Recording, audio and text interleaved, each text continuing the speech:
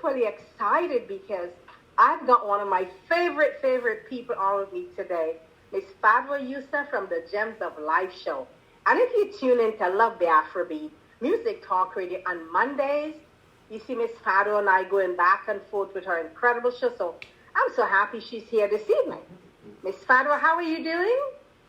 You know what? I'm just super excited to be here. Thank you so much, Miss Jantu. I'm doing fantastic. I am doing fantastic. Happy Saturday, everyone. I hope you're all well and healthy and super excited to be on today's show. You know what? I'm honored to be on the show today. So thank you for having me today, Miss Jantu. Oh, and I'm putting it right back at you, Miss Fadwa. you know, really, as the guest said the guest said to us, Jantu Blue and Fadwa always have a love fest. That's why we are called LuvBay Afrobeat Music Talk Radio. And let me welcome our guests from around the globe, the ones that have tuned in to listen to this incredible author. And you know, Miss Fadwa, as I was looking at this book, you know, we have a library here at LuvBay. And what happens is that some of our guests, as we speak on topics, would send us books. And I gotta give a shout out to Dr. Pendleton. Dr. Pendleton sent us a gift of books. And I had spoken to Miss TMA prior because we were on a webinar earlier on, I think a month or two ago. And I had wanted to bring Miss TMA on, and I was thinking of purchasing the book. And then Dr. Pendleton came on. She's also an incredible lady. And when she sent us a few books, the first book that came out of the box was Suffering in Silence, which is Miss Tia May's book. And I thought, what a blessing. This is someone that I wanted to bring on our station to share. And you see how things work, Miss Fadwa? And I got the book as a gift. Isn't that incredible? How did Dr. Pendleton channel into me that, no, I needed this book? But the first thing, as I mentioned to you, when I saw this book, one of the questions I have to ask Miss TMA is the acronym of this book. And when I look at the book, the first thing that jumped out at me, although the book is called Suffering in Silence and the title gets you, Miss Fadwa, the first thing that shouted out at me was the acronym SIS, SIS. And I gotta ask Miss TMA, I'm sure she did, but I think it is just incredible, Miss Fadwa. Go ahead, please. Yes, thank you. You know what? There are no accidents. I don't believe in accidents. You know, when you had the conversation, you met Miss TMA over a month ago, when you get the books, it was just an energy flow flowing right through you. And it just happened to be today. So you're able to bring in Miss TMA here and share her journey and her story. So there are no accidents. It's just an energy of flow, you know, coming together, different people. I think you just needed that extra encouragement, that, you know, when you got the gift, it was the world telling you, please share the gift. Yeah. Share the gift, share the gift. And here we are today sharing the gift. So Miss TMA, welcome. I'm so honored to be in your presence today. Thank you for being on the show. How are you doing today? Thank you. Thank you so much. I'm doing wonderful. And first of all, I just want to thank you for the opportunity to be here. But I am wonderful. I've been looking forward to this for some time now. And for the moment to be here, it's a godsend. It's a blessing. Wow. And Miss TMA, on this radio station, we always say, when guests come onto this radio station, because this is a special show and it has meaning. And so when any guests come onto the Blugh-Skyy Show, it has to be a guest that can inspire, can educate, and empower. And so you fit right into that narrative. Let me go back, and I'm sure some listeners have heard this before. Let me see how I can say this without even getting teary. When I had the opportunity to host a show on LuvBay, and we sat down with producers, owners to talk about, so what can you bring to the table? I thought of my mother, who to me was, my goodness, I always say, if everybody had a mother, or even three-quarters of us, the world would be a better place.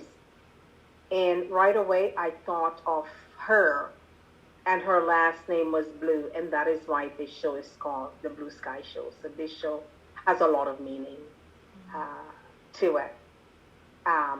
We also, on this show, never ask personal questions. We are here to have a conversation because, as I said to Miss Fadwa, this book is, we know a lot of women that go through situations, and so we are just going to have a lovely conversation and talk about your book. But I wanna start by reading something, Miss Fadwa, to our listeners. And part of Miss Tia May book says, and I'll go slowly, folks, and if you're now joining us, you're listening to LuvBay Afrobeat Music Talk Radio. This is the Blugh-Skyy Show. Our special guest today is Miss Tia May, and my co-host is Miss Fadwa. Wonderful. And so we're just going to read a bit of excerpt on this book. And Miss Tia May wrote, "This book is dedicated to every woman who has been abused, is being abused, or who will encounter any form of abuse. This book is dedicated to every woman who has spoken up and sought help against being abused. This book is dedicated to every woman whose claim of abuse was not believed, brushed off, or ignored, because your significant other is the pastor, the preacher, the teacher, the judge, the police, the officer, the lawyer, the doctor, the businessman, or just the good guy who no one fathomed is an abuser." Powerful words, Miss Fadwa. Powerful. Yes, indeed. You know, to me, this is very, when I hear that you read that, it's so true. Oftentimes it's the people that we know, and it's the people that are very close to us who impose this kind of abuse to us or our loved ones. So I think you, Miss Tia, you put it in a way that is, just listening to it, I know it can be very close to home. It has been close to home for me. I have seen this kind of situations happen, and oftentimes it's the people who are very close. It's never a stranger. It's always somebody who is sometimes in authority who imposes this kind of abuse. So I'll bring on Miss Jantu, maybe to start in with any questions you want to touch on, Miss Jantu. Well, there's so much to touch on, and this is Miss Tia May's hour.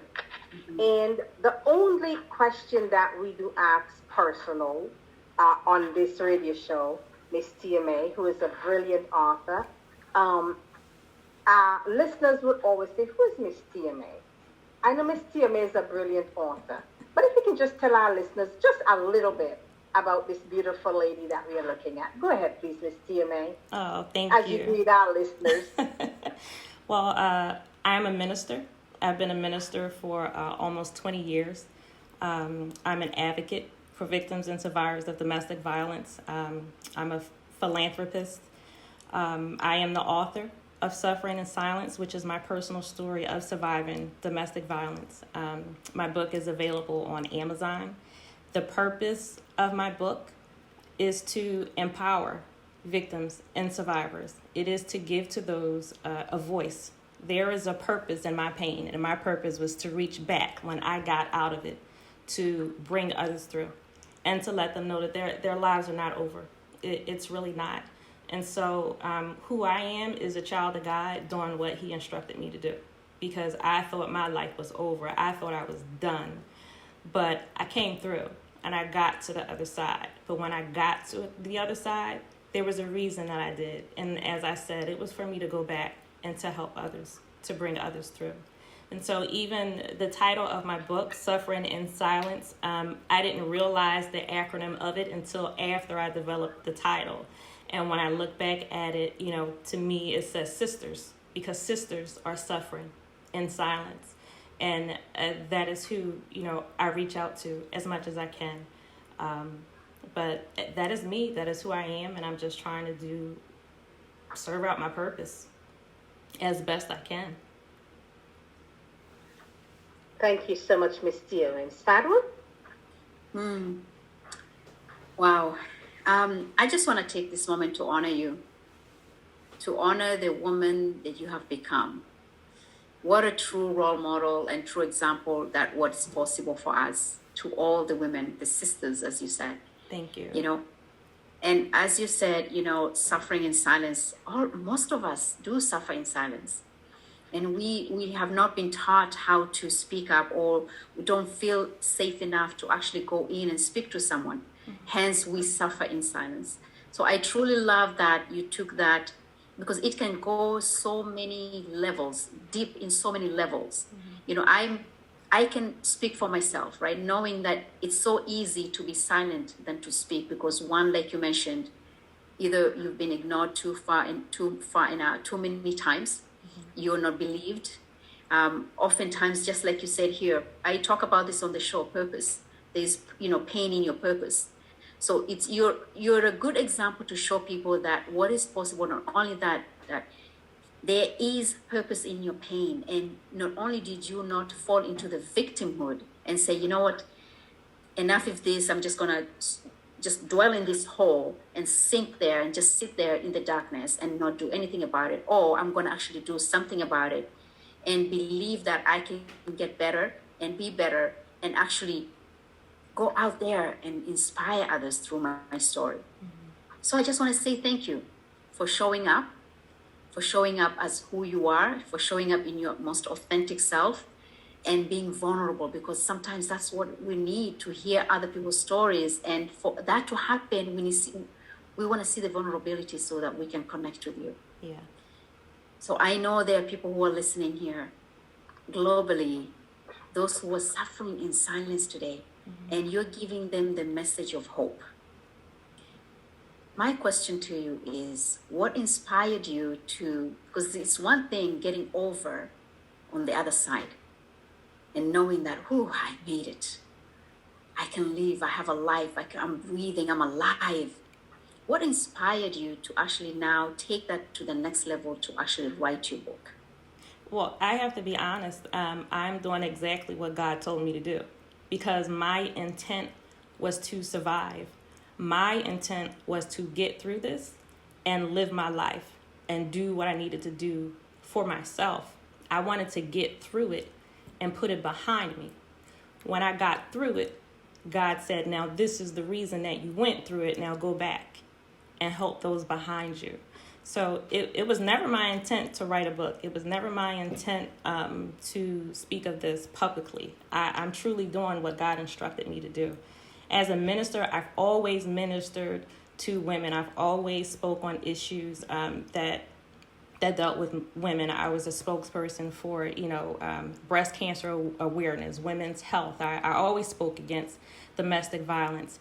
But then there came a time in my life where all the information that I was giving, all the information that I was sharing, I had to use that for myself. I found myself in it. And so when I was in it and I got out of it, my intent was to live my life and to just keep going. Because this is a hard thing, and I did not expect to face the issues that I faced when I finally spoke up. When I broke my silence, I didn't expect people to say to me, you must be wrong. You must have made a mistake, because he's a reverend. He couldn't do anything like that. I didn't expect that. And so I really just wanted to get through, be healthy and whole myself, but God would not let me rest. And so I decided, if you can decide when you're dealing with God, to be obedient and do what he said, for me to do. And so in that, I just give it my all. And I do want to acknowledge and recognize, I minister to women, but I minister to men as well. And I want to acknowledge that men are also, they can be and are victims of domestic violence as well. I want to acknowledge that sexual orientation does not matter. So if you identify as gay, lesbian, bisexual, transgender, it does not matter. Race does not matter. Economic status does not matter. Your social status, your political views, it does not matter. Domestic violence can and does touch anyone. And whatever your views are, no one has the right to hurt you in any kind of form. So I do want to acknowledge it's for the ease of conversation. When I speak, I keep it as, women. But I want to acknowledge domestic violence touches us all. That is so well said, and I'm so happy that you touched on that, TMA, on domestic violence. I mean, I have a male in my family that has suffered from domestic violence, and one of the things that he did, because he could not complain to any of us, because as a man and in our Caribbean, in our heritage, the men who complain are weak. And so that plays on their psyche. Yes. So what this person did, they turned to drinking, which exacerbated their problem. And now it's very challenging to get him off of that. He's still suffering from the abuse. And one of the things, for the Caribbean people that's listening to us this evening, I want to say that there's no shame in going to get counseling. There's no shame, especially to our men, to go out and seek help. It is so important. And I'm speaking to family members here. Talk to somebody. Get some help. Because when you don't get help, what is happening? You're not hurting the person that's abusing you. You actually is exacerbating your pain. And you're making the issue worse. Find somebody, seek help. It is that important. Miss Fado, go ahead, please. Yes, Miss Janto. Yes, absolutely. I agree, both what you had mentioned. The only issue is that, and I see why this would happen, is we don't have a safe community where people feel safe to go in and communicate. Yes. And share that, just like Miss, you mentioned that right now, and you said, you mentioned this person did this to me, and people would come back to you and would the stigma, because they have so much respect in regards to this person, so they don't believe you. So what kind of a community do we have where it's completely anything you share is not well taken? You're actually looked as the liar, and you're re-victimized over and over and over again. If that could happen to you as a woman, what would happen to a man? Exactly. Right? So I think this is a way we can actually start having these conversations whereby where do we turn to? Who do we turn to? Because those very people we turn to could be the ones who are actually victimizing, re-victimizing us again. And how do we have those conversations where we can create a safe place where we can go and have these kind of conversations with no judgment? And it's a hard thing, because I believe to start having these conversations, then it's going to take victims and survivors such as myself to open up, to speak up, and to share your story. And it is not an easy thing to do. And so part of my advocacy is to go into churches and to speak to church leaders and to let them know this is the stance that the church should take. This is the help that the church is supposed to give, not only to your congregants, not only to your members, but to the community around you. The church is supposed to believe, the church is supposed to help, and the church is supposed to support. And so when I went to my church community, I did not get the help that I received. I went to an outside agency where I lived, and I got the resources and everything that I needed. But I should not have been turned away from the church. The church is supposed to be there to help the poor and the sick and the hurting. The church is supposed to take care of the widow and the orphans and those in prison. That's what the church is supposed to do. You're supposed to be there. When I come to you and I say I need help, my integrity should not now be put on the line. My character should not now, I shouldn't have to defend my character because I'm telling you that I need help. And I also say, I am a Christian. Jesus Christ is Lord and Savior of my life. I love the Lord with all my heart. But whatever religion you serve in, there is no God that would say, you have to stay with this man or this woman who is putting your life in danger. No God would have you to stay with someone who is hurting you. And that's what I faced from my church community. I was told because I'm a minister, because I'm a Christian, I'm supposed to stay married to this man who is physically hurting me and putting my life in danger. But I had enough of God within me to know that that was not real and that made no sense. And I needed to do what I needed to do for myself. But it is going to take victims and survivors to open up, to go out into the communities, into churches, into, whatever religions it may be, whatever faith may be, to speak up and tell your story, to get the attentions of these leaders. And hopefully these leaders will get the help and resources that they need to, in turn, help these communities and the congregants. You can go into a church and speak to a church leader. There are pastors and bishops. If you want the help, then you can go into the local agency wherever you are. They will come in and they will teach you. They will lead you in counseling with domestic violence. So if you want to learn, the information is there. But you have to take the step to do it. And unfortunately, church is not a safe place for people to go in and say, this is what happened to me, and now I need help. And it took so much for me to finally open up, to finally take that step, and then to be met with the criticism and the judgment that I was met with. That just added to the weight that was already crushing me. I'd like people to go out and get this book, but there is a page in the book which speaks to what you're speaking of now.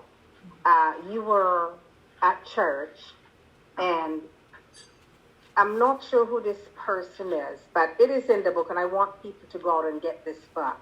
But someone heard you praying, and they were saying, my goodness, is that TMA? Because in the book, what I'm getting from it is that you were praying, but they're hearing your pain. Yes. Can we talk a bit about that? Yes. That was Pastor May Davis. Pastor May and Eugene Davis are the pastors of Greater Works Christian Ministries in West Philadelphia, in Philadelphia, Pennsylvania. And Pastor May had invited me to a women's conference. There are times that I've preached at her church, spoken at her church. And this particular conference, she asked me to come and do the prayer to open up for the service. Well, when I prayed, she heard me praying. As I was praying, I didn't even know what I was saying myself. Words were just coming out of my mouth.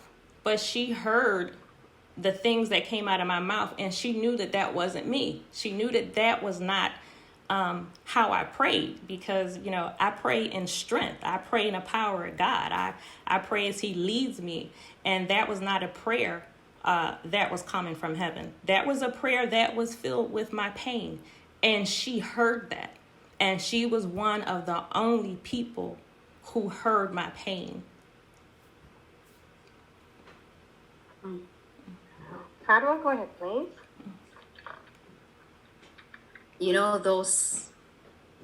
When you mentioned you can have thousands of people in front of you, and you may walk away, maybe one person really feeling your pain. Mm-hmm. Because that person had opened up their hearts to you with no judgment. Yes. No judgment out at all, just there to receive you with full compassion.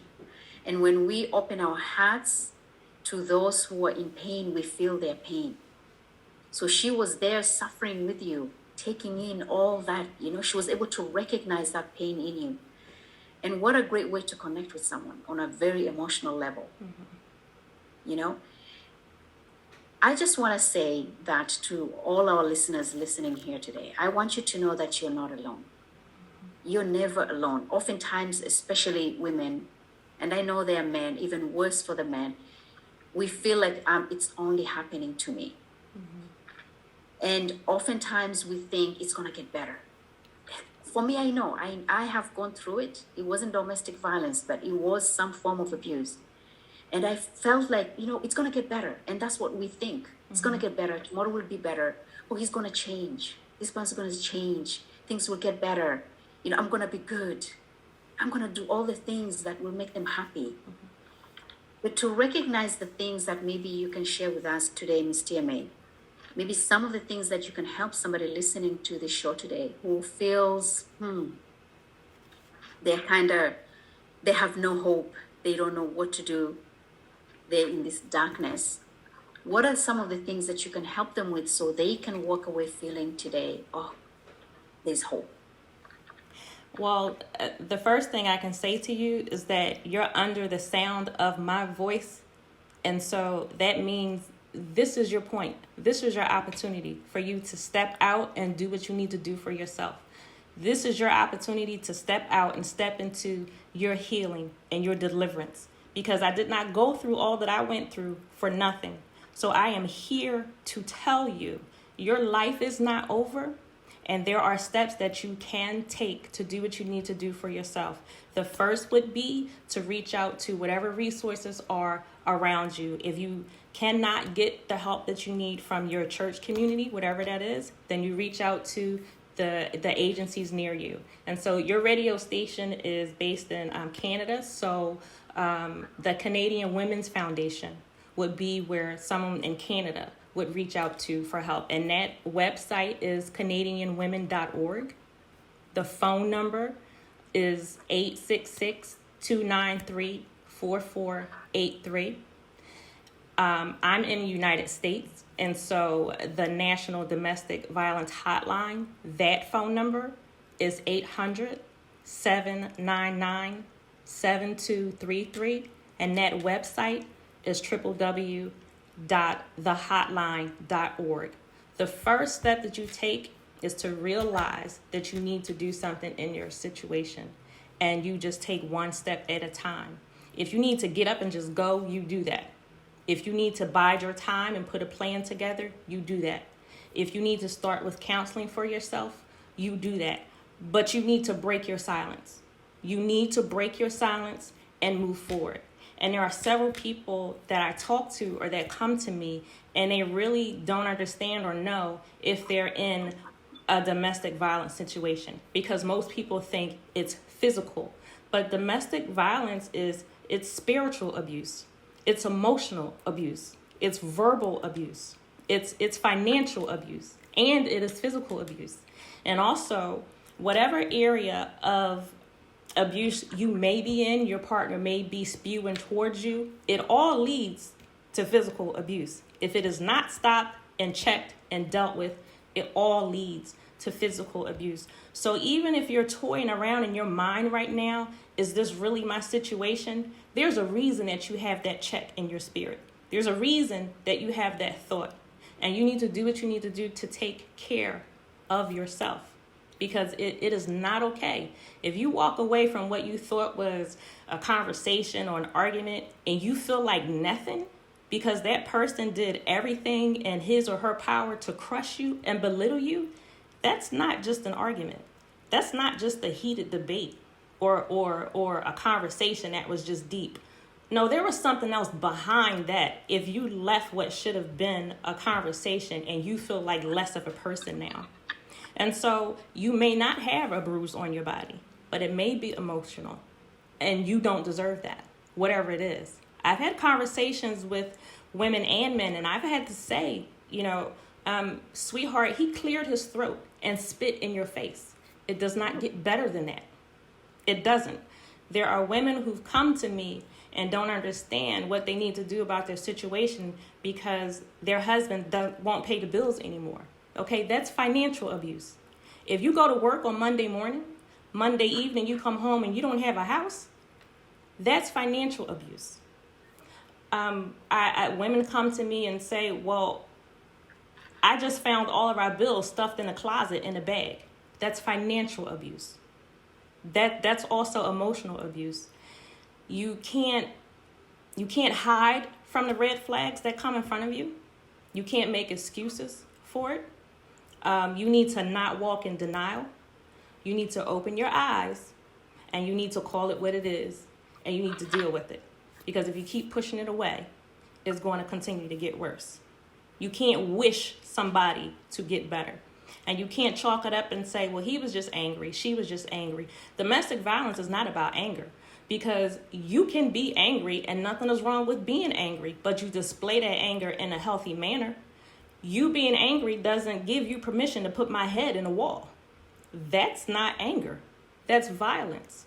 So we can't make excuses for the things that have happened. We have to make a choice to do what we need to do for ourselves and go forward. And don't let anybody guilt trip you because it's their brother. They don't want to see their brother in jail, or they don't want to see anything happen to the pastor. And he's just the best doctor in a community. So what? My life is important. When do I become important? So don't let anybody guilt trip you into staying in a situation that is only causing you harm. And a lot of harm is coming from the church, because not only in some church communities can you not get the help that you receive, in some church communities, the ones in leadership are the ones who are abusing. So you have a bishop who is abusing his wife, and he's still allowed to be the bishop. You have elders and deacons and trustees and whomever in leadership still allowed to hold these positions, and you know what's going on. What do you think that does to the psyche and to the person who is being abused, who's saying, I need help, and this is the person who's doing it, and they're still getting a pat on the back and still allowed to do and operate, in their job. He's a great lawyer, so he just gets to go on and do what he does. He's a wonderful judge sitting on a bench, but I still have to deal with him putting a gun in my face when we get home. Something has to be done. We can't stay in secrecy anymore. And as a child, the mantra was, what happens in this house stays in this house. Those days are over. You have to speak up. You have to take charge for yourself. Don't wait for permission for anybody. Women come to me as if they're seeking out permission to leave their abusers, because there have been voices of authority that have told them, you have to stay in this situation. You're a Christian, so you have to stay in this situation. No. Well, take my voice of authority. As the Christian woman that I am, God will not have you stay in a situation where somebody is bringing harm to you. So you do what you need to do for yourself. Take authority for yourself. Stand up for yourself, because you can. And you do it in a way that you know that you need to. Like I said earlier, if you know that you can just pick up your things and go, you do that. But if you also know that you need to bide your time, put a plan together and work on it that way, then you do that. You know what your situation is. You know how to handle it, and you know how to go forth. Get the support that you need. Be careful about everything that you do, but do it.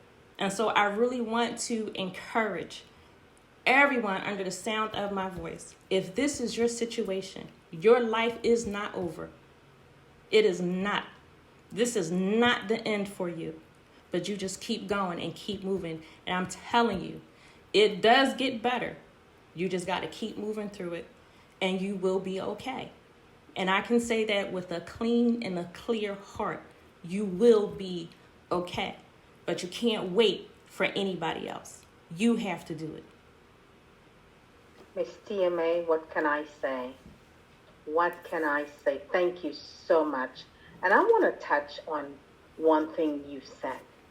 For our Canadian listeners, yes, the Canadian Women Foundation is here, and I want to read a letter. Let me go back and say this. October, we just came off October, and one of our intent was to bring you in October. And the reason for that is because it was National Domestic Violence Awareness Month. Yes. But you come in the first Saturday after October, which is fine. I got a letter, and I asked permission to read this letter. It was sent to me by Andrea Gunraj, and I believe she is listening. And she is actually the VP of Public Engagement for the Canadian Women's Foundation. And I just want to read this letter to our listeners. It's about an experience she has.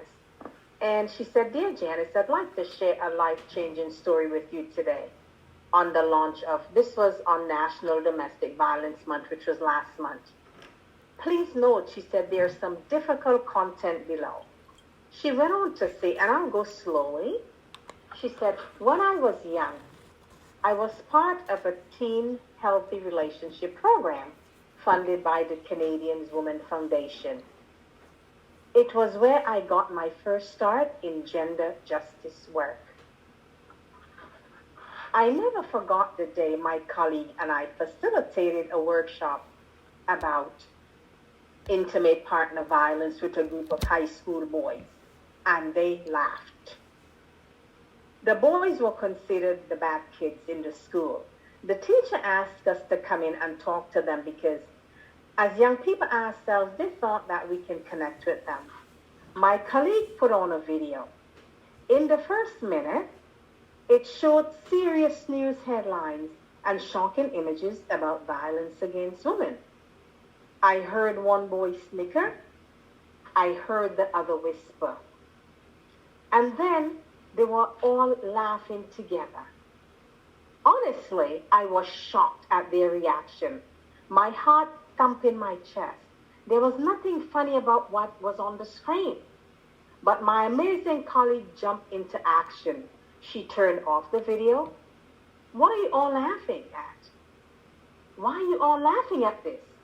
They fell silent. A few looked away. Forget the video. Let's talk about that, she said. I need to know why you guys were giggling at seeing women with bruises and broken bones. Because when I watched this video, I felt like crying. One boy decided to speak up. I just wanted to know, he said, what those women did to deserve it. I just wanted to know, one boy said, what those women did to deserve it. She looked at me. Andre, are you hearing this? She looked back to him and said, no one ever deserves abuse, my friend. If you say that you love someone, you should never abuse them, period.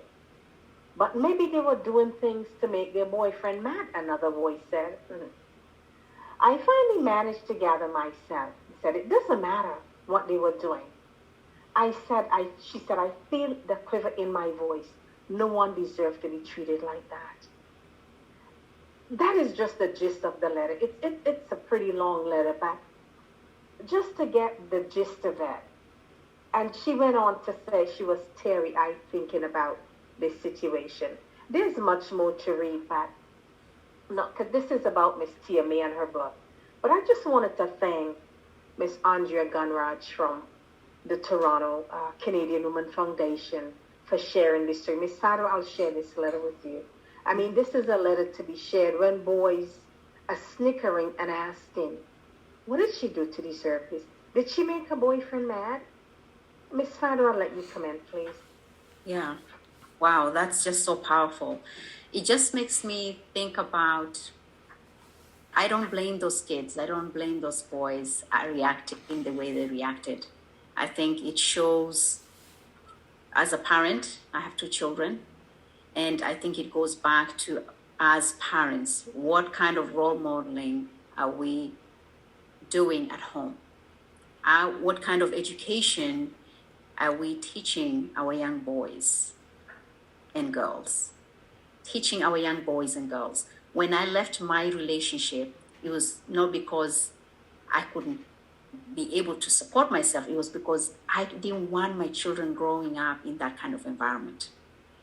My idea was that I want my daughter one day to grow up to know that she deserved to be treated with respect and dignity.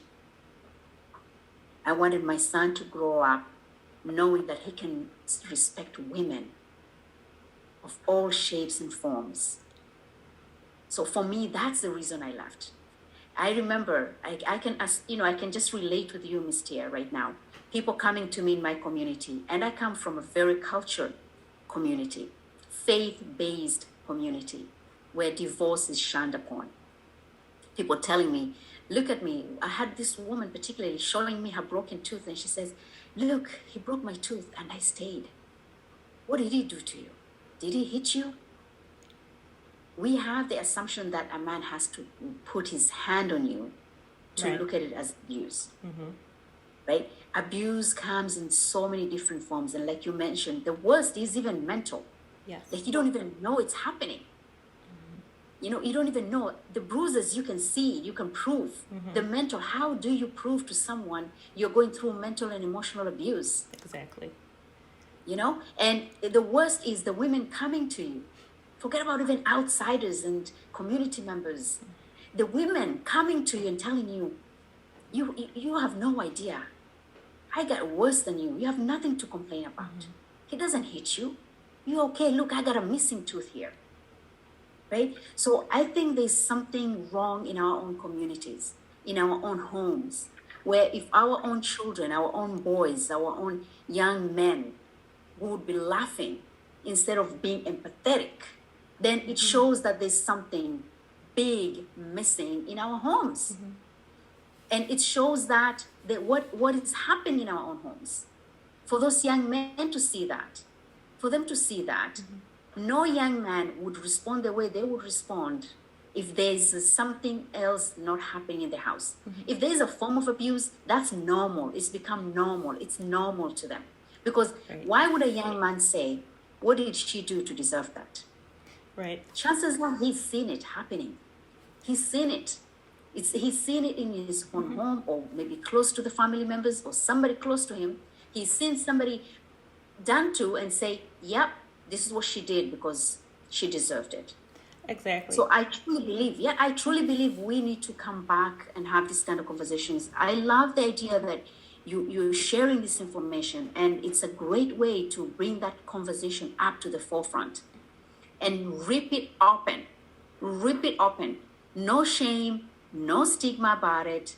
Whoever comes and talks about it, then you know what? Something is happening with you. Because if you have a problem with somebody being abused and you feel like you're bringing stigma around it, then I think there's a lot of pain in that person who brings on that kind of conversation. So we need to just have this conversation wide and open and talk about it. Absolutely. Right. If I can add to that, sorry, Ms. Timmy, what I'd like to say is when we as women are raising sons, one of the things that we need to acknowledge and try to understand is that we are not just raising sons. We are raising someone's husband. We are raising someone's father. So it's really important as women to instill values in our sons. Now, one thing Ms. Tierney said as well, you see, in an adult, I believe we've got about 206 bones in our bodies. I believe that's about right. And I want to say to men and women alike, mental abuse is the worst form of abuse in my opinion, and I stand corrected, Ms. TMA. The reason I'm saying that is this. No abuse should be tolerated. But when you mentally abuse someone, could you imagine getting Band-Aids and putting 206 Band-Aids on every broken bone in that body? That's how I'd like abusers to look at it. You don't physically see it, but it's there. 206 bones all broken because you break someone mentally and they have to put a Band-Aid on all those broken bones. Could you imagine the travesty? I don't believe that anybody would tolerate that. Just to give a bit of statistic from the Canadian Women Foundation that was sent to me. In 2018, 44% of women in Canada reported experience in some form of psychological or sexual violence by an intimate partner in their lifetime. For the Indigenous women, women with disabilities, women in the North, and other women, they have experienced this. And the letter went on to say, especially in the pandemic, the higher risk of gender-based violence intensify. So these statistics make you open your eyes wide. And I wish that, I'm going to encourage people to log on to the Canadian Women's Foundation. And I'm going to ask Miss Gunraj if possibly this letter can go on the website. I believe she's listening this evening, so hopefully something can be done. Go ahead, please, Miss TMA. The statistics speak for themselves. From the Center for Disease Control, 1 in 5 women and 1 in 7 men have experienced severe physical violence from an intimate partner in their lifetime. And so the numbers are real. This is a real thing. But as you were saying, I do believe also that mental and emotional abuse cause much more damage, because eventually with physical abuse, bruises heal. A broken bone will heal. The black eye will go away. But mentally and emotionally, once I'm out of that physical situation, I still have to deal with it. I'm still dealing mentally and emotionally with what was done to me physically. And I'm dealing mentally and emotionally with what was done to me verbally. It could be years later and you can remember words or experiences, and it will feel as if it just happened to you. So the mental and emotional part, which is really at times hard to prove. When you're saying to someone he's mentally abusive and they're asking you, well, how? Prove it, give me a list of things. And it's horrible that you have to go through that. And then also dealing with teens, because violence among teens is also real. And I truly believe that when we have our teenage boys and our teenage girls, they are mimicking what happens in their own households. So a boy can look at a girl being abused and say, well, what does she do to deserve it? Because he is going off of what he's seen and what he's learned. And girls, unfortunately, can go off of what they've seen and what they've learned. Well, I have to walk like this, and I have to talk like this, and I have to make him happy, or this is going to happen to me, and I deserve it because this is what I did. So unfortunately, our teenagers do mimic what happens in the household. And so that has to change. I have been in conversations with adult men and women who told me that I take the issue of domestic violence too seriously. Well, I can't laugh at the joke that you just made. And so when I stand to correct you, and when I say that, there's a problem when a man can laugh at a woman being hit, and you brush that easily off, that says something to me about your lifestyle and how you were raised and what goes on in your home. And so for me, there is a seriousness, a serious stance that I take that I can't let up on, because we're talking about people's lives, and especially when we're talking about our young people. So you want to take a 14, a 15, a 16-year-old and teach them the right way. You don't want to allow them to continue thinking, well, she got what she deserved because she did something wrong. We need to step in and do something about these behaviors. And then also to the point of women, I actually had a conversation this afternoon with one of my friends, and we were just saying the attitudes and the reception of some women at times is horrible. Because I have seen women belittle other women who have been physically abused. And it's a condescending manner. It's a way to make themselves feel better. So instead of being sisters, instead of helping her, you actually want to make her feel bad to make you feel good. It's horrible. And I have had the unfortunate circumstances of hearing the true feelings of some people, because you can't look at me and see my story. So if you look at me, you don't automatically think, domestic violence and the issues that I've been through. And so I have been in the presence of people who unwittingly told me what they really think. And when they find out who I am and when they find out my story, then they want to go back and clean it up and they want to make excuses. But it's not okay. And so it's really hard when a woman can't go to another woman to get support. It's bad enough, when you finally step out, you break your silence and you have to deal with, at times, the good old boys club. But when you open your heart to another woman and you get that pitiful feedback, that again is something that adds to the layer and the weight and the shame that you have. Because I don't need to speak to a woman who's going to say, well, I would never let that happen to me, or you need to toughen up. It was just a joke. You can do it. You can get through it. No, I need someone who is mature. I need someone who is sensitive. I need someone who is caring. And I need someone who is going to be a true support and encouragement. And it is truly unfortunate that there are women who don't support other women. And I don't care what your race, creed, or color is. It blows my mind that a woman cannot support another woman in need. I've never seen anything like this until I started dealing with, in depth, the issue of domestic violence. It blows my mind. Thank you so much, Miss TMA.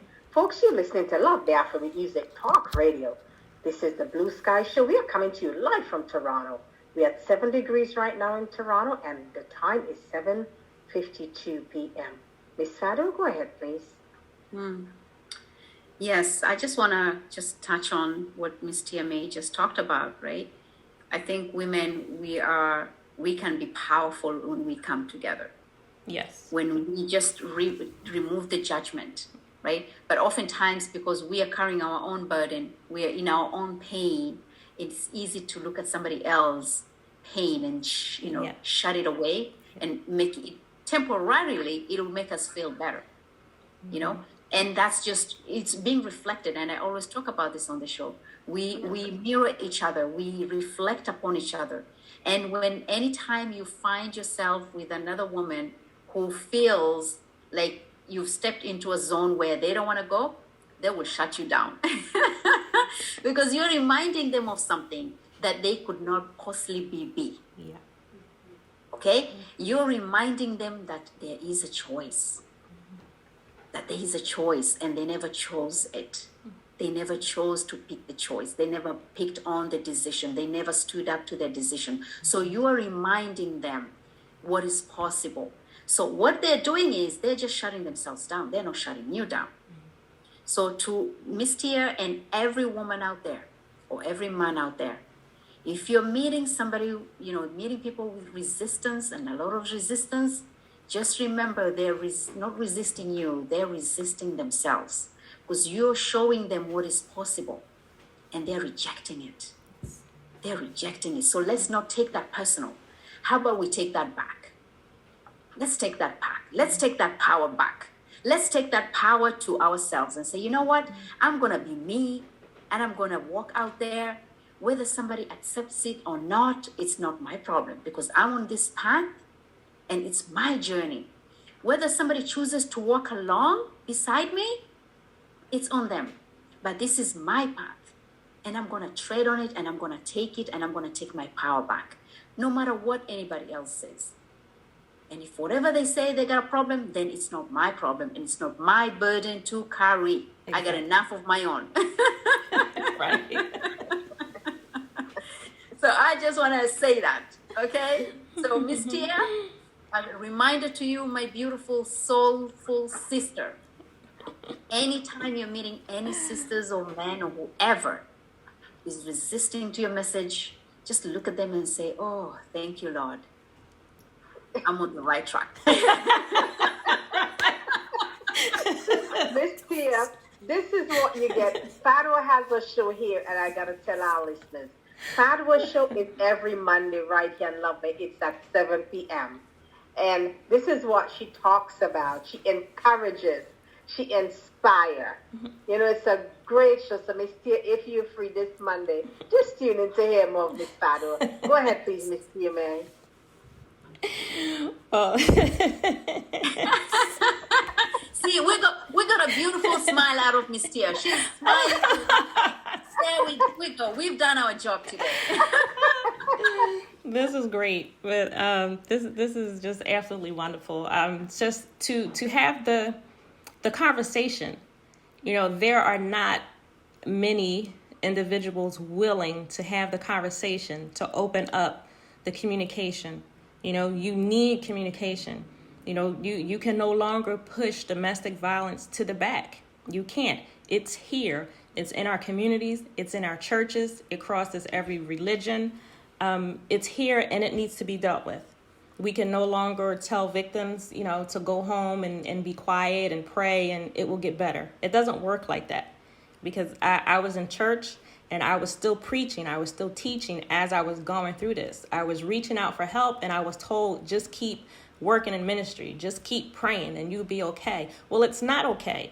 It's not changing. It's getting worse. And so you have a broken person standing in front of these people, and my brokenness was just pouring out. And so we've got to do something. We've got to have the conversations such as these. And when we walk away from the conversations, the participants need to be willing to go back to your communities, go back to your church homes, and actually do something. If you don't have the resources set up, go to your local domestic violence agency and get what you need. It's there. They will have someone to come into your church, your community organization, into the schools to teach what needs to be taught. You can be educated on this. So it's a willingness to get the information and then act on the information. And as much as I can, I will continue to share my story and tell my story and give encouragement. But I need the help.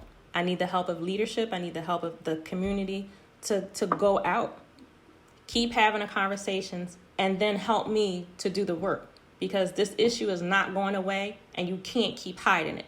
People are tired of suffering silently. So now it's time to open up. And when someone comes to you with help, you need to be equipped to help them. Don't wait until you have a problem to try to fix it. You need to be prepared for it. And so that's what I try to do when I speak to churches and when I speak to community leaders. Do what needs to be done. Have yourself set up and prepared, because it's not like you don't know that this issue is there. It's just that people are not speaking, and there are more and more who are opening their mouths and who are coming out. And when they come out, you got to be able to help them. When a man comes to you and tells you, this is what I'm going through with my wife, you can't look at him like he's crazy. You need to be sympathetic, and you also need to be able to help him do it. So there's no excuse for any church, for any organization. There is no excuse to not have the help and resources established and set up. I think this is a conversation that has to be had. Growing up in the islands, and if there's any Vincentians listening tonight, they can attest to this. In my country, I grew up hearing, and I'm going to say this in patois and then translate it as best as I can. If he don't beat you, he don't love you. I grew up hearing this. If he don't beat you, he don't love you. I never understood that. And let me see. If a man does not hit you, he doesn't love you.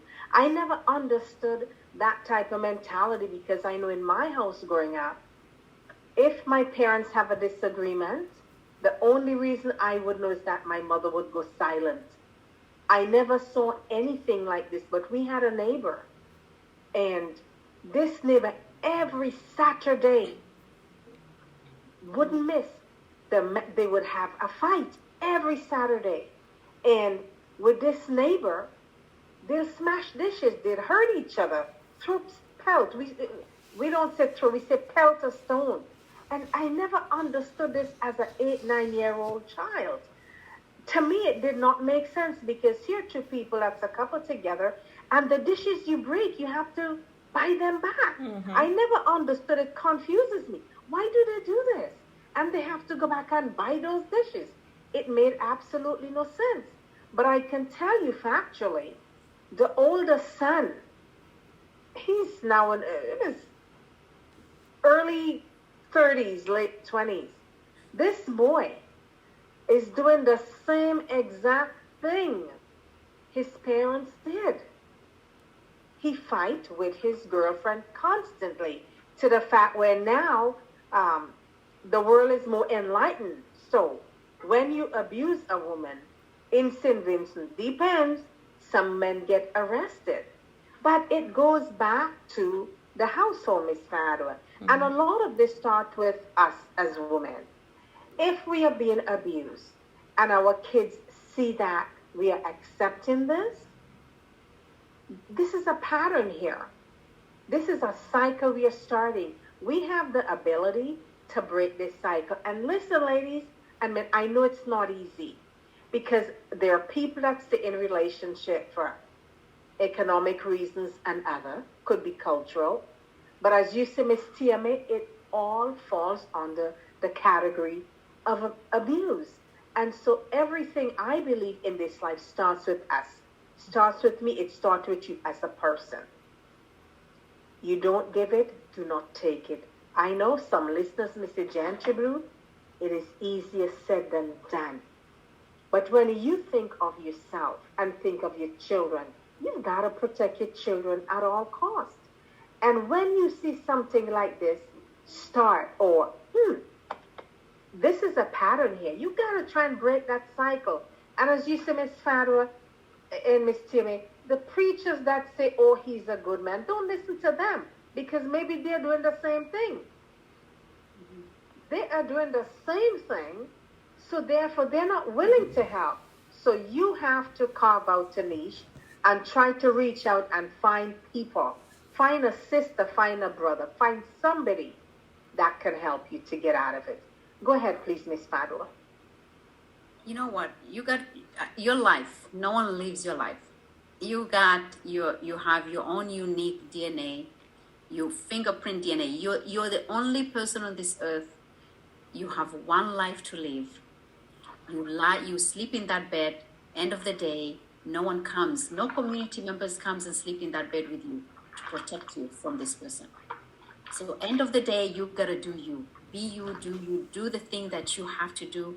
And especially those who have children. Oh my goodness. I've seen this in our community. I come from a very cultured community from East Africa. I am Muslim. So you can understand when it comes to the faith. You know, Ms. Tia, you talk about culture and you talk about faith, right? I come from a strong Muslim community. So you can imagine you have culture and you have faith. Both are lethal because there's certain things you cannot do. People say, no, you cannot do this, you cannot do this, you cannot do that. But end of the day, you gotta do what is right for you, what serves you. And as long as you have that belief that I am here and God is here with me and nothing will go wrong, and you stick by it, nothing will ever go wrong. Because God will protect you. No man can protect you. No woman can protect you. No one can protect you. But we have one duty, especially if you have children, is to protect your children. Mm-hmm. Especially if you have children. If you're by yourself, you're just you and that person, individual, that your significant other, then it's you that you have to take care of. But when you have children, and I see a lot of families, women, especially women, staying in relationships because of children. Oh, I don't want them to separate them from their father, from their, I don't want to take them from this environment. I don't want to do, there's always reasons upon reasons upon reasons. And I've seen it over and over and over again. And what we're doing, we are recreating the same pattern for our children. We are teaching our young boys, this is how you treat women. Just like Miss Jantu said, we are not raising boys, we are raising men and husbands and fathers. So we are teaching our boys how to treat women, and we are teaching our young girls how to be treated by men. So if anything I can say to you is, for anyone who has children, please, please, please, your number one priority is to make sure that your children are not inheriting the same lifestyle that you're in right now, because it's gonna happen. It's gonna affect them long term, before even you actually have affected them while they were still in your womb. We don't even realize that.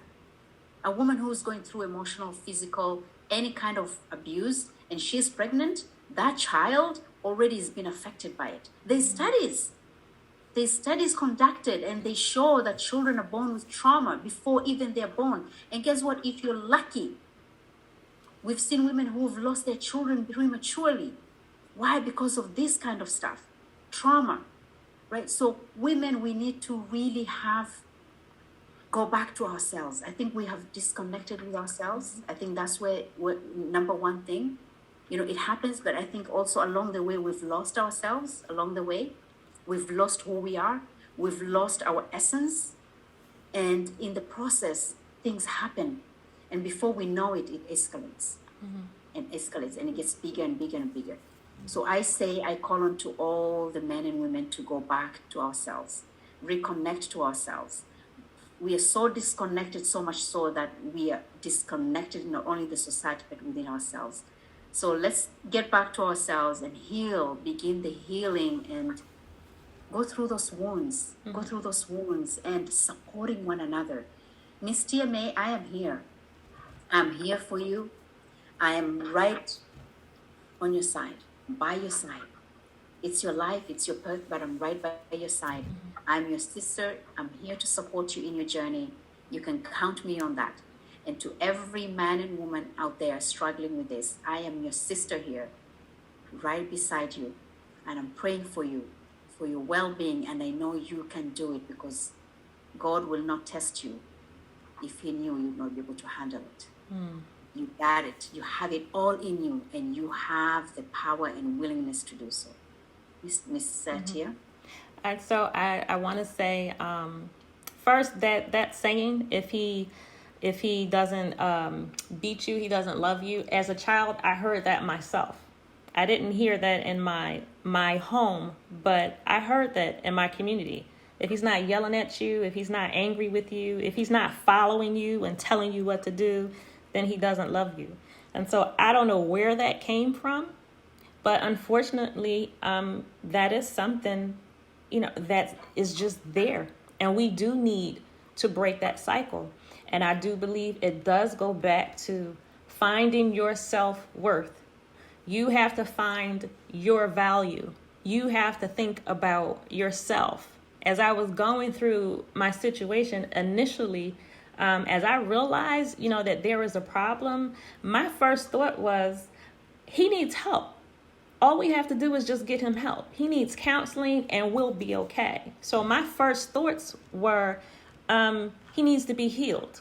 He's been through things in his childhood. Let's get him this help and we will go through. Our marriage will be fine. Ministry will be fine. We'll go ahead.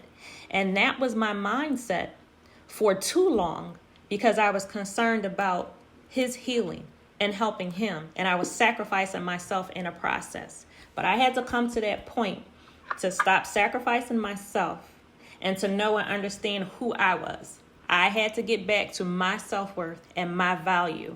And so you do have to look at yourself and you have to love yourself. And I want to give individuals practical steps to take, because it is easy to say, just get out of it. And it's not, everybody can't just pick up their kids and go. Somebody is just in a financial situation where they can't leave. There's nowhere to go. And so it really is easy to say, go ahead and change that situation. But practical steps. First, you realize your situation. Come out of denial. Okay, stop hiding the truth and deal with it. So your first step may be to call the Canadian Women's Foundation or the National Domestic Hotline. Your first step may be to confide in a friend or a family member. You have to break your silence. Break your silence, and then you move forward. So if you need to go through counseling, if you need to connect with an agency, if you don't have help in your religion, faith area, you need to find that. So that's what you do. You start with those small practical steps. And I know that it's overwhelming. It really is. But you think of your value. You think of your self-worth. And you think of your children. Staying in that situation and trying to keep your family together is not helping them. Because I had that same idea. I had that same mindset. I didn't want to be a part of a divorced and broken home. Well, my home was already broken when he made the decision to abuse me. And so some of us, you have the best intentions, but it's wrong thinking of trying to keep your family together, because you're trying to keep them together in dysfunction. And so, again, it really is easy to say, get out of it.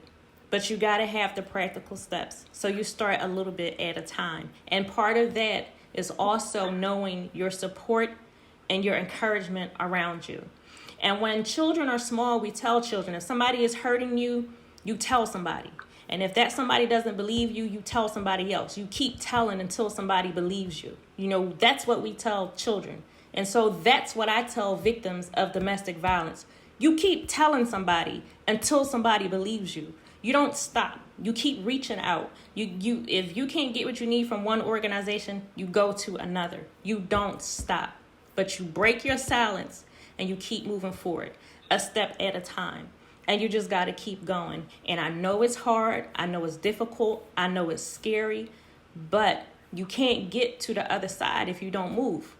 You have to. So there is a responsibility on ourselves to take care of ourselves. Now, yes, others should be around us helping us. They really should. But you have to open your mouth and you have to do what you need to do for you. You need to love yourself. You need to know that you are important. You need to know that you're better than this. You need to know that you don't deserve this. That's another thing that I run into when I speak to men and when I speak to women. Some people actually feel like they deserve this. Well, no, you don't. You don't deserve this. And it's unfortunate if you don't have individuals around you to speak life into you and to be supportive. But again, just like we tell children, you keep going. If you don't get what you need from one spot, you go to the next and you keep going. Don't settle and don't stop. And that's what I tonight, if I do nothing else, I want to encourage somebody to move. You need to do something. You know you're in a situation that's only getting worse, that is detrimental to you. You've got to do something, and it's on you. And I know it's scary. I know it's hard, but pick up the phone, send an email, go talk to somebody, do something. Measure your steps, be safe, think about what you're doing. You know, you want to be as safe as possible, but you've got to do something. Nobody's going to know if you don't say anything. And then when you do, again, if you don't get the help that you need, then you go to the next. By the time I got to Pastor May, she was the very last person that I told before I actually got help. What I was prepared for her not to believe me. I was prepared for her to just say, go ahead, keep praying, deal with it, it'll be okay. That's how distraught I became. That's how many people I went through trying to get help. But that last person was it. So keep going. As much as possible, you just keep going because your life is worth it. You are worth it. Miss TMA, what can I say? A listener sent this in. Let me read this next. Folks, our number here, if you have a comment, something Miss TMA Fabulous says resonates with you, you want to share, you can call us at 437-778-3299. Again, the number is 437-778-3299. It doesn't matter where you are around the globe. It is a toll-free number, 437-778-3299. As well, you can send us a text, and I'll read it to Miss TMA. So, here, Miss TMA, this is the listener, this is a Canadian listener said, that's right, Miss TMA. She said, I agree. That is the role of the church. Unfortunately, the church is not doing it. Mm-hmm. And one of the things we have to realize as well is that, you know, this abuse, it's not just your partners and the people at home. Children get abused at school, in the workplace, which is one of those worst places. Workplace abuse, that is very heavy. There's also community abuse. There's so much when it comes to abuse, Miss TMA. It is vast. It is wide. It is open. There is so much. Thank God I can say I have never ever encountered that, Miss TMA.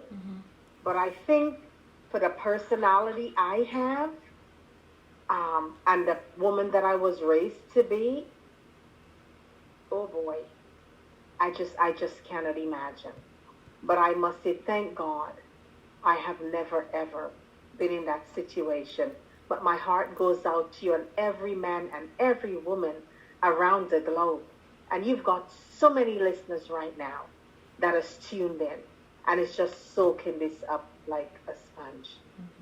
We appreciate you. Miss Fadwa, go ahead, please. Yes, thank you, Miss Jantu. Yes, Miss TMA. You know, you talked about knowing who we are and knowing our worth. I think that's one of the areas that we were never taught what our worth is. We were never taught that we can create barriers. We were never taught that we can speak and we have a voice. You know, it's a culture-based belief system where a man speaks and a woman, you know, it's a sign of respect. You know, let the man speak, you know, and not express. We were never taught how to communicate and express our emotions in a safe environment, right? So there's so many barriers that we've been facing. So how can we even communicate? It's very hard, let alone go in and share and talk to somebody else. So like you said, you know, you're thinking this person, they're going through their own trauma, their own pain, they need help, right? That's nurturing. That's the nurturing side of it. There we are. We're not thinking about ourselves. We're actually thinking of the other person who is inflicting harm to us, right? And that's the nurturing part, because that's what we've always been taught. Take care. We're the caretakers, and we take care of others. But who is taking care of us? Right. Who is looking out for us? My goodness. Go ahead, Miss Fadwa. I just have 2 comments for Miss TMA after you finish. Miss Fadwa, Yes. go ahead, please. Yeah, so who is taking care of us? You know, and I say this is where we need to start taking care of ourselves, because no one will. Yeah. We need to put ourselves first, and that's self-love. It's not selfish. It's self-love. We need to put ourselves first before anybody else. And I'm not saying before God, right? But before, when we're talking about in human form. Right. We need to put ourselves first. We need to know that we are worthy of the life that we want to live, that we have values, and those are the values that we need to know. I truly understand, even for me through my journey. I don't know about you, Miss Tia. I was clueless. I didn't know who I was, let alone what my values were.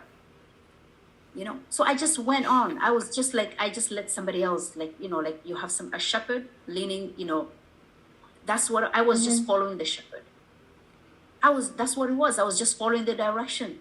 Wherever the wind took us, whatever the direction, I just went with where everything was going. I didn't have a form of direction. I didn't have a sense of direction. You know, I didn't know what was important. I didn't know I mattered. I didn't know that I have values. I didn't know that I'm worthy. You know, and this is what we need to bring back to the forefront to ourselves, and know that we are more than capable, and we have within ourselves. And if anything, we need to start learning how to love ourselves. Yes. We need to take Absolutely correct. Yes. Go ahead, So, Ms. Miss John. TMA, there are 2, thank you, Miss Fadwa. There are 2 comments. One says, Minister TMA, let's go back. Minister TMA, speak your truth. Oh, don't tell me I deleted that message. I hope I didn't. But it was someone saying, speak your truth, and they are appreciating you. I will try to go back and find that message. There's another message, it's from Cindy in Brussels. And Cindy said, thanks, Miss May. I'm going to get your book. One thing is, some parents encourage abuse. What will you say about that? Well, parents encouraging abuse, it's wrong. There is no right situation for abuse. There's not. Parents abusing children abusing parents, mothers and fathers abusing each other. There is no right atmosphere for abuse. There's no way that you can encourage it. And it's one thing when you instill in your child or whomever, or even within yourself, to be confident and to be strong and to stand up for yourself. That's being a healthy, normal human being. But you can't actually physically encourage abuse. There's no right way for that. There's no way that you can fit that into humanity. So here's another message, and I want to give a big shout out to Dr. Pendleton, a friend of LuvBay Afrobeat Music Talk Radio. She was our guest a couple of weeks ago. We had an amazing time. Dr. Pendleton, we thank you for your support. So Dr. Pendleton said, Minister TMA, speak your truth. I praise God for your transparency and sharing your story. Thank you. Thank you so much. And I just want to say, just to add on to what Fadwa was saying, I was 18 when I met my ex-husband. We were 20 years old when we got married. And it was several years into our marriage that the abuse started. So it wasn't immediate. He was a different person than what I married. And for me, had I met him and he had been, overtly physical abusive, that would have been it. I would have walked away from him. It just would have been, clear cut. It would have been an easy decision to make. But that wasn't it. It was like he slowly morphed into a person that I didn't know who was standing before me. And so for me, it was like I was making it up as I went along in my life, because I did not have clear cut views and instructions on what to do. I didn't have that healthy family model in front of me. And so what I knew was that I wanted to go to college. I wanted to meet my husband. I wanted to get married, have children, live in the house with the white picket fence, and be happy in America. That's what I knew. And so I was making this up as I went along.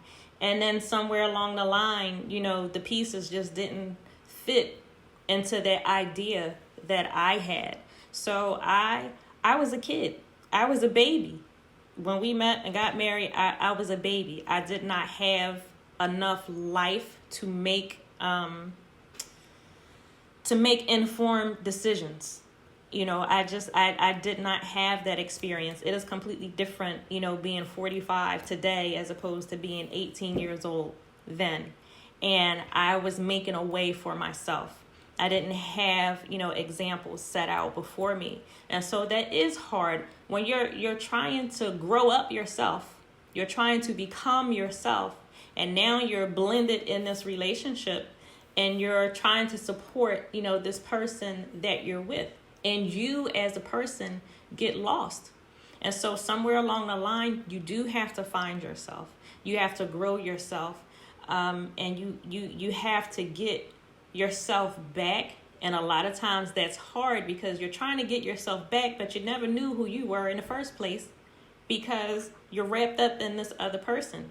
And now you're dealing with this horrible situation. And I wanted to say to the first commenter, I completely understand that, the church is not helping, the church isn't doing its job, and I am trying my best to put the word out there, to bring attention and awareness to this. And I know not every church, is failing in this area, but there are not enough churches stepping up and doing what needs to be done to be supportive and encouraging.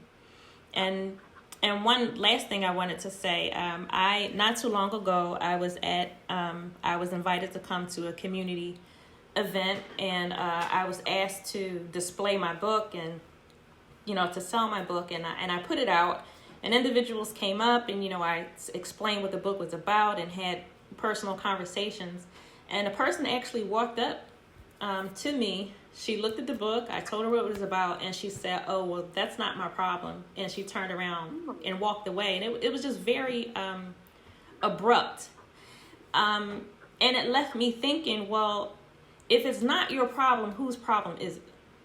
If it's not your problem, who's going to deal with it? So I understand that everyone is not a victim or survivor of domestic violence, but We are supposed to speak up for those who can't speak for themselves. We're supposed to help those who can't help themselves. We're supposed to be strength and support and encouragement for others. So how can you throw your hands up and just say, well, that's not my problem? Because a lot of individuals in this situation truly can't help themselves or truly don't know what to do. And I think often at times, being who I am, I'm intelligent. I know how to find resources. I know how to, go from left to right on doing whatever. But me being who I am and me knowing what I know, me being a minister, me having the friends and the connections that I have, I still suffered. I still had trouble. And so a person who is not connected, a person who doesn't know the information that I know, imagine what they will go through. Imagine the hard time that they will have. So how can you say it's not my problem? You have to step up. Somebody needs to step up and help, because people are dying. And it's ridiculous. And it's not just adults. This is an issue with our teenagers too. Teenagers are in high school dealing with domestic violence. It's just, we can't turn a blind eye anymore. We can't. Something has to be done, and individuals can no longer say, this is not my problem. You can't do that. And churches can't continue to say, well, just keep paying your tithes and offering, keep praying, and it'll be okay. We're beyond that. We're way beyond that. We need to do something. I have another comment for you from a listener. And this listener said, domestic abuse, domestic violence, being abused is like being kidnapped and held in torture for ransom. So let me read that again. Domestic violence and being abused is like being kidnapped, tortured, and held for ransom, but you could never pay enough to the kidnapper. That is absolutely true. That resonates with me. I felt like the person that I was, the person that I knew, that person was taken away and held. And when I came out of it, when I was physically away from my abuser, I still suffered. When I was physically out of his presence, I still suffered mentally and emotionally, because I had to get myself back. I had to learn me all over again. I was destroyed from head to toe. My spirit, my emotions, my mind. God truly had to rebuild me. He had to put me back together. And some people think that once you leave, it's okay, you're all right, you just go about your life. No. And that's why I say the mental and emotional part is much harder than the physical. Because when I was away from him physically, when I was physically safe, I was still in a mental and emotional prison. I was still there. So that description does truly resonate with me. And it's a thing that I will deal with. Domestic violence is a part of me. And it's something that I've learned to handle now. But for the rest of my days, that is a part of my psyche. Now I can handle it. I can deal with it better. But it doesn't go away. It doesn't. And so the issue is much deeper than what people think. I've also had men come to me and say to me, thank you for your story, because now I understand what my mother went through when I was a little boy. I've had men come to me and say, well, now I understand my sister's situation. And so it's just an eye-opener all the way around. It really is. But to hear the voices of men and women to come to me, and some of them are retelling their stories from childhood, it's an amazing thing. It really is. And I have another text for you, Miss TMA. And this person says anonymous. And Anonymous says, as a victim of domestic violence, I live in a constant state of alertness and anticipation, waiting for the next time he decides to attack me. That is very sad, actually. Very, very sad. It is sad. Anonymous. And I would say to that person, I completely understand. And I would say to that person to please do what you need to do for yourself. You know the situation that you're in. So call the hotline wherever you are. Speak to a friend, a family member. Do whatever you can and what you need to do to take care of yourself. But I understand the fear of waiting for the next moment of what will happen. But don't let that fear keep you from protecting yourself and doing what you need to do for yourself. Within me personally, I got tired of waiting to die. I got tired of waiting for that moment that he was going to kill me. And I had to make a decision to do something. And so you've got to make a decision. And by any means necessary, I'm not saying that it's easy, but you got to do it. You got to do it. Don't stay there and suffer in silence anymore. Here is another comment for you, Miss TMA. It says, no wonder suffering in silence is selling. No wonder suffering in silence is a hot cake on Amazon. My sister seems to be going through an abuse. She is in denial. What can she do? The whole family knows what's going on, but she's saying everything is okay. And this is from someone in Toronto.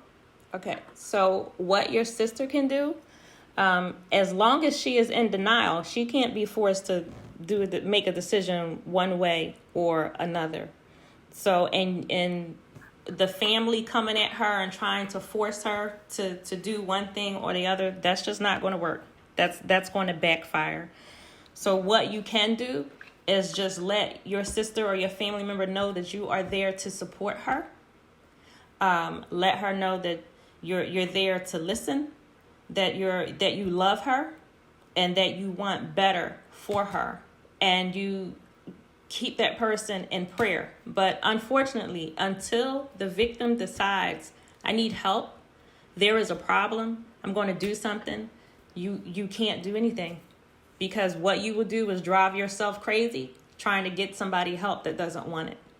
And it's unfortunate. And I'm not saying don't love her anymore, don't speak to her anymore, don't do that. But you just have to support her. Honestly, you just have to support her and not force her at the same time, because you can't. I think one of the things I've learned in my young life, I should say, Ms. Fadwa, is when someone is going through a situation like this, as per this listener, where you're trying to say to your sister or your brother, leave her, she's no good. I think one of the things you should acknowledge, Father, is that the more you try to persuade that person to leave, the more attractive that abuser seems. And we've talked about that in your show, Ms. Father. Go ahead, please. Yes, absolutely. What we resist persists, right? Mm-hmm. And as long as there's a lot of resistance, then this person, you're actually pushing this person towards the other person, mm-hmm. the abuser. And the only thing you can do if you have family member who's going through that is just, or have that safe space for them to know they can fall back on. Knowing right. that they have somebody who they can fall back on. Mm-hmm. Being compassionate and kind and understanding, and no judgment at all. Whatever it is that you have, we're here. No matter what, we are here. So that when they leave or they decide to leave, it's their choice. It's not forced upon. Later on, they're not going to come back to you and say, you made me. So you want it to, for that individual, for them to, it has to come from their heart. Mm-hmm. We cannot impose our own beliefs on anybody else. It has to be somebody when they are ready and they want it, and they can make that decision. We don't know why this individual is still in that relationship, why they want to be there, right? Only they know. And until when they're ready and recognize it, they know what's happening. Mm-hmm. They know what's happening, right? They don't need a reminder. What they need is they need to know you love them no matter what. And I think that's the only way we can do that. I just want to share a quick story, and I'm telling you, domestic abuse is real, and somebody can die from it if we don't pay attention to it. Mm-hmm. A few years ago, I know there's a young woman who was in Canada, and she brought her husband from overseas. And within months, she became pregnant, and he started being abusive towards her. So she'll go home to her mother, used to put iron on her hands or something, and used to literally burn her. And she will show her mother, and she says, look what he's doing to me. And she'll be like, her mother will be like, shh, don't worry.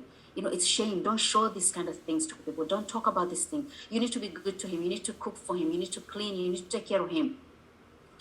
The mother of the daughter is saying this to her own daughter, even after seeing all the physical evidence of the abuse. Mm-hmm. The young woman gave birth to a little boy. 2 years later, she walked home and she dropped her son home and she said, I'm coming back. That was the last time she ever saw her daughter alive.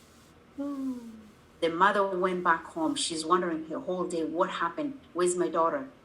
She went back and she found the police car. This happened in Toronto, Miss Janto. Oh. She went and she sees all the police cars, and they would not let her go in. When they told her, your daughter was stabbed 17 times. Jesus. 17 times. The warning signs are always there. Why do we have to wait until we see a dead corpse to believe that it was real? Right. Why do we have to wait until the person died? Now this is a grandmother raising her grandchild. What is she going to tell her grandson? What is she going to tell her? That your mother, I never believed her. I never believed her, even though she showed me the bruises, but I never believed her. Is that what she's going to tell to her grandson? So we really need to believe, we need to be there. And even if it did not happen to us, and somebody comes to us and shows this kind of stuff and talks to us about it, just because it did not happen to you does not mean it's real. It's not real. Right. Just because it did not happen to you does not mean you cannot support that person. Just because it did not happen to you does not mean this person is not suffering. So we need to be real with each other and bring that compassionate love back and understanding, and not judging. And not judging and looking at this person. And if we cannot support them, maybe direct them. I know we try to hold on to those relations because we feel like if we support this individual, we're going to lose all the other relationships. So how about just, okay, if I'm not able, this is what I can do. I can support you in this area, and this is as far as I can help you. But we can help each other. We can support the women and men who are going through this. Why wait until the person is dead? It's too late then. Right. So let's not wait until it's too late. Miss Father, I'm just going to get it. That is so powerful. And could you imagine if people ought to think, you see, guilt is really something.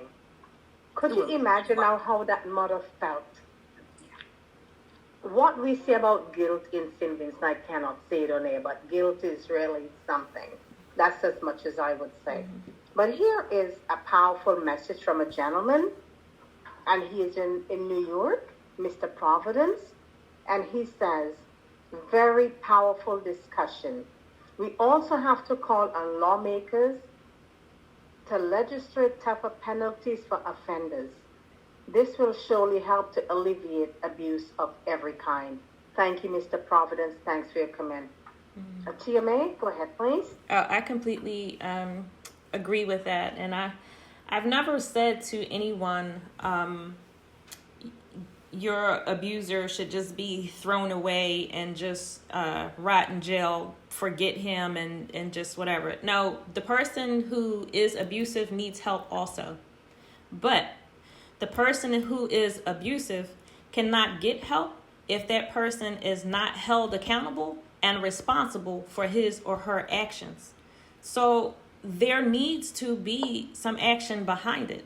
So just because this is your son or your brother, your daughter, your sister, and you don't want them punished, that's not helping. So abusers do need to be held accountable. And it's not about anger management either. Domestic violence has nothing to do with anger management. Plenty of us get anger, and we know how to handle and display our anger in a healthy manner. Okay, so if you're mad about whatever, doesn't give you the right to put somebody's face through a window. That's not anger. That's domestic violence. So laws do need to be put in place and changed and upgraded. And then individuals do need to be held accountable and responsible for their actions. And a part of being held accountable and responsible is that person admitting to what it is that they've done. And that person admitting that, I have issues and I need help. And unfortunately, a lot of abusers stay in denial. But I wanted to just add to what Fadwa said, that there truly needs to be no judgment, from family and friends and the support system when you are surrounding someone and you are helping them. They do need your help, but they don't need the judgment, because that makes all the difference in the world. Why would I open up to you and all you're going to do is criticize me and judge me? That just adds to the shame and the suffering and the guilt that I already have for myself. And also, we don't know why someone is staying with their abuser. If it is apparent that those around me know that I'm in an abusive situation, you don't know why that person is staying. I've been in contact and had communication with people who were in situations that the world around, we could see they need to get out of it, but that person stayed because if I go, he's going to harm my family. If I go, he's threatened my children, or I can't go because I don't have the finances or whatever. So that's another layer, I agree with. We don't know why a person is staying in a situation that, they're with, but we can support them. Just letting them know that we're there, and it doesn't have to be every time I see them, I'm, giving them a lecture. It's just letting them know I'm here. If you call me, I'm here. If you need me, I'm here. But that no judgment, it truly makes all the difference in the world. I just, my goodness, look at the time, folks. You're listening to LuvBay Afrobeat Music Talk Radio. I'm your host, DJ Jan Blugh. My guest co-host today is the amazing Fadwa Yusuf from the Gems of Life show, which airs every Monday right here live at LuvBay Afrobeat Music Talk Radio. And Miss Tia May, what a blessing to have her today. So here's a comment from another listener. When I was a little girl, I knew of a woman who was continually abused by her partner. She said the beatings was proof of his love for me. I remember thinking, maybe he should love you. Maybe he shouldn't love you so much. I gotta read that over. So when I was a little girl, I knew of a woman who was continuously abused by her partner. She said the beating was proof that he loves her. And I was thinking maybe he shouldn't love her that much. And I vowed then I would never allow myself to be beaten in any relationship. God bless me with a wonderful husband. Well, that is beautiful. And at least she knows what she didn't want. And I am happy, for that comment. But unfortunately, there are little girls, that grow up and say, I would never allow this to happen and I wouldn't do this. And they do find themselves in that situation. And it really doesn't matter your personality type. You could be the quiet, drawing back person. You could be, the outgoing, lively person. You could be the one who stands up for everybody. And then unfortunately find yourself in that situation. And again, as I heard it as a child, in my area, and I don't know where it came from, but unfortunately, some women believed, if he hits me, then he loves me. If he's controlling, then he loves me. I don't know where that came from. but we need to dispel that myth. Well, I think we have an opportunity now. And folks, you want to reach out to Miss TMA? You can send us a text or give us a call at 437-778-3299. Again, 437-778-3299. This is your host, Jan Blue, and you're listening to LuvBay Afrobeat Music Talk Radio, the Blugh-Skyy Show. So I've got a few comments here, and this is about Miss TMA's book, and I want our listeners to go on and get this book. I have it in my hand. It is under, I believe, not quite 110 pages. It's a very small book. It is powerful. It is riveting. And I want to read a couple of things. It says, well-written, inspiring story about overcoming domestic abuse. I found the book riveting and moving. This is the author's story about overcoming domestic violence. She protected herself and her children and overcome. It is inspiring and it gives me hope as a woman. There's another comment. I'm not going to go through all of them. It said, sad but heartbreaking. What an incredible book. Domestic violence is real. There's another story here from a gentleman who said that his wife picked up that book and she would not put the book down until she finished reading the book. It is an inspiring book. It's insightful, and he's encouraging every woman and man to read this book. Miss Fadwa? Mm-hmm. Yes, we actually encourage each one of you. Please go in. You know what? Get it. Maybe you're not going through domestic violence, but maybe you know somebody, maybe a neighbor, a friend, a co-worker, somebody. Share it. Share it with somebody who you think may benefit. Donate it to somebody who you think may benefit. Mm-hmm. Send it as a gift. Christmas holiday is coming up. What a better way to give to, it's the best gift you can give it to somebody. Why? Because it's going to help somebody else in changing their lives. So, yes, please go out there and support Miss TMA. And it's not just supporting Miss TMA, but you're sharing the message from that book with everyone else. Mm-hmm. We had a gentleman on this station, Miss TMA. I'm hoping that one of the interns can come and bring me that information because we have so many guests. And this gentleman, he's in the United States. He was an abuser. He got arrested. I believe he was studying to either be a doctor or a lawyer. He was very close. He abused his girlfriend and he got arrested. He was about to be sentenced. And when he went before the judge looked at his patterns. He looked at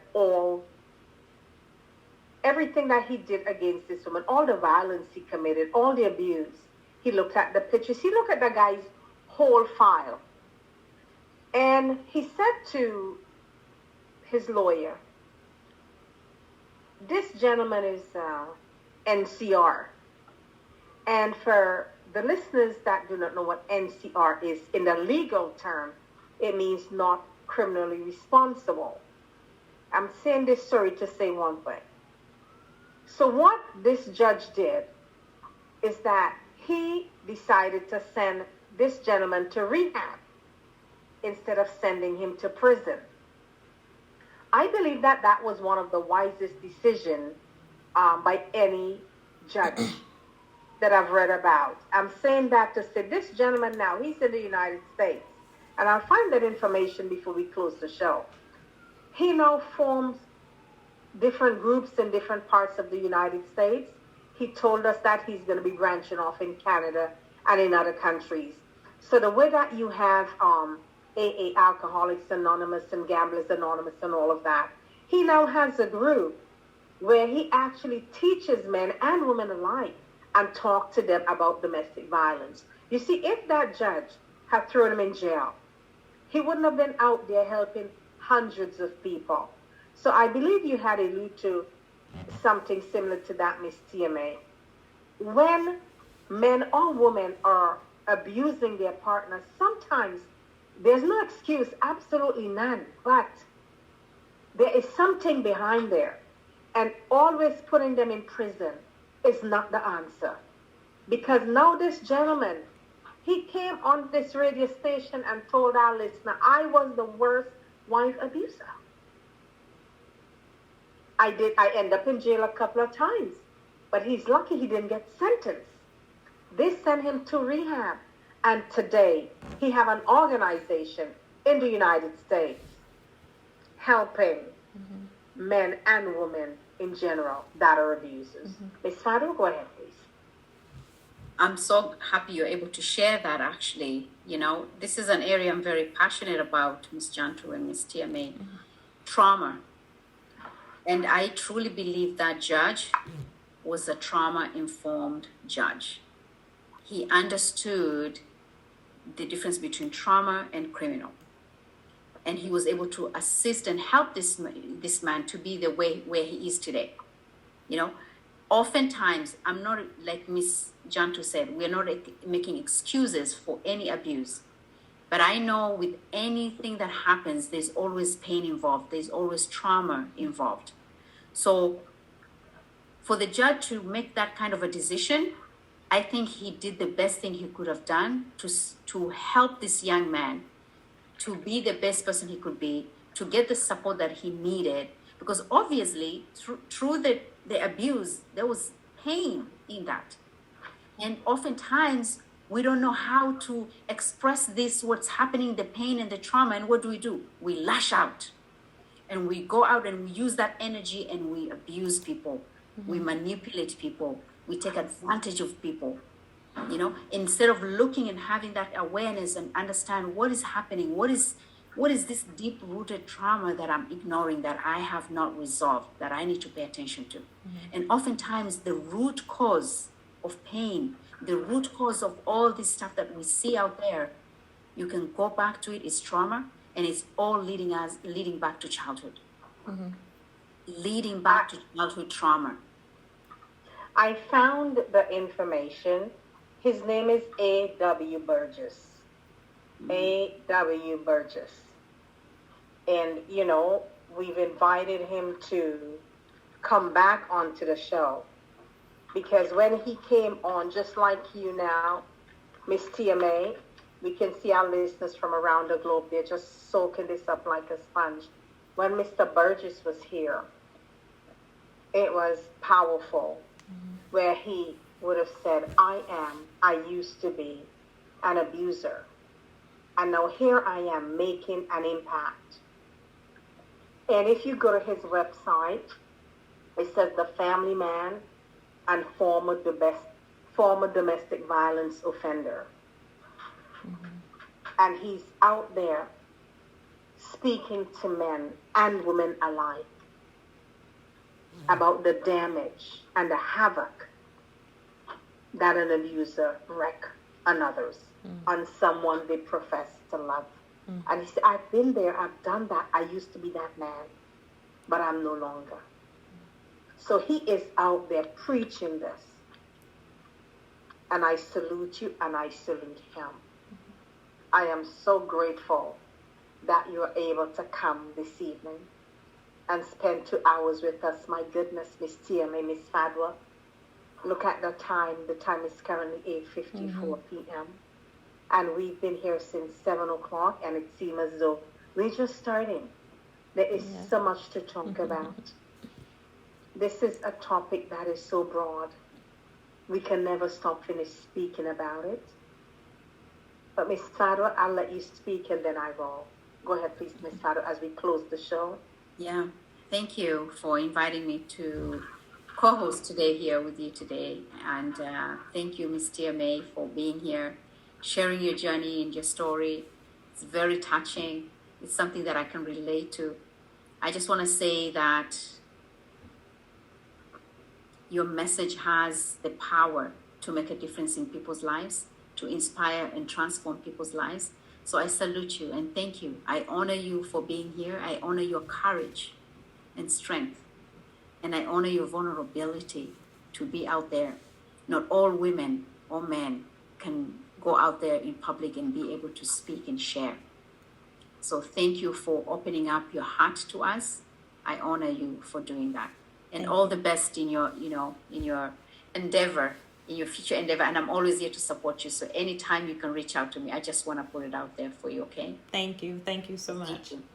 Thank you, Miss Fadwa. And folks, I just want to say to all of our incredible listeners, to hear more from Miss Fadwa Yusuf, an incredible, incredible lady and part of the LuvBay family.